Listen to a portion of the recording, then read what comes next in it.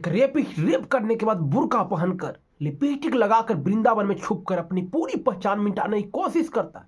पता है क्यों? क्योंकि जो सरकार के द्वारा हमारे देश का नया संविधान लिखा गया है उसमें लिखा हुआ है कि रेपिस्ट को एनकाउंटर करना नहीं बल्कि एक ऐसे जगह, एक ऐसे धार्मिक स्थान पर जाकर उसको छुपना है जहां पर कोई शक भी नहीं कर सकता कि रेप जैसा ऐसा घिनौना काम भी वो कर सकता है। जो बुर्का में आप एक इंसान को देख रहे हैं, ये कोई लड़की नहीं बल्कि एक रेपिस्ट है, एक हत्यारा है, एक जानवर है जो कि 16 साल की बच्ची के साथ रेप करने के बाद बुर्का पहनकर वृंदावन में पूरी पहचान मिटाने की कोशिश कर रहा है। मैं आप लोगों को बता दूं कि ये हम लोग जैसे आम इंसान नहीं है बल्कि राजस्थान का एक जिले का बर्खास्त किया गया ईमानदार पुलिस ऑफिसर है जो कि एक 16 साल की बच्ची के साथ साथ उसके माता पिता का भी जिंदगी खत्म कर दिया, नरक बना दिया।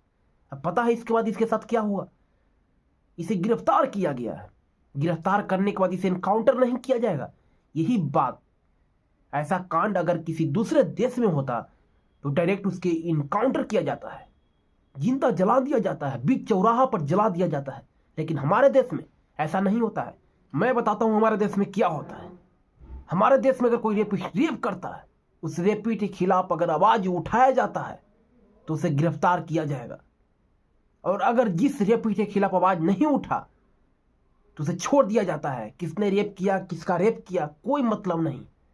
लेकिन जिसके खिलाफ आवाज उठता है उसको गिरफ्तार किया जाएगा, और जब समय के अनुसार धीरे धीरे आवाज दबेगा, समय बात बीतेगा तो उसे निर्दोष साबित करके बाइज्जत बलि किया जाएगा।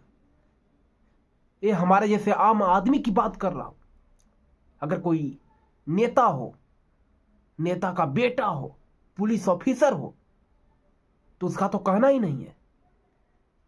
डायरेक्ट एनकाउंटर करना चाहिए ऐसे लोगों को। सरकार का एक नियम लागू करना चाहिए, एक ऐसा धारा लागू करना चाहिए।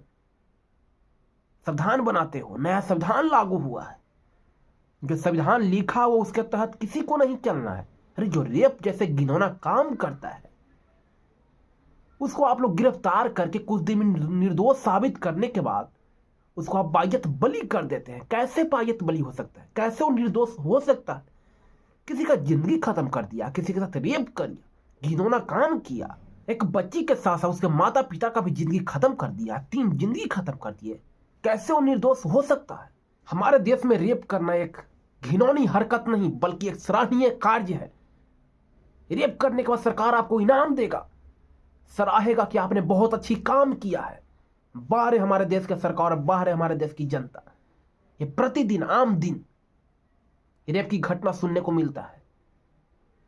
लेकिन जो बड़ा इंसान होता है उसके खिलाफ आवाज उठता है, मीडिया वाला आवाज उठाता है तो कुछ दिन बाद चर्चा चलती है।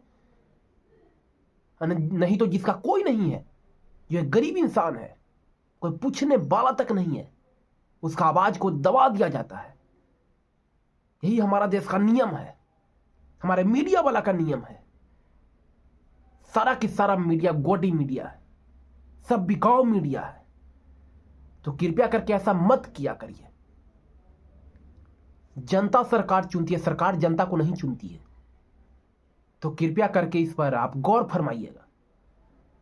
तो चलिए, मैं आशा करता हूं कि आज की वीडियो आप लोगों को अच्छा लगा हो। अच्छा लगा तो लाइक शेयर सब्सक्राइब कीजिएगा और कमेंट जरूर कीजिएगा। जैसा भी जो भी कमेंट मन में आए उस कीजिएगा। चलिए आज की वीडियो यहीं पे एंड करते हैं। तब तक के लिए जय हिंद, वंदे मातरम।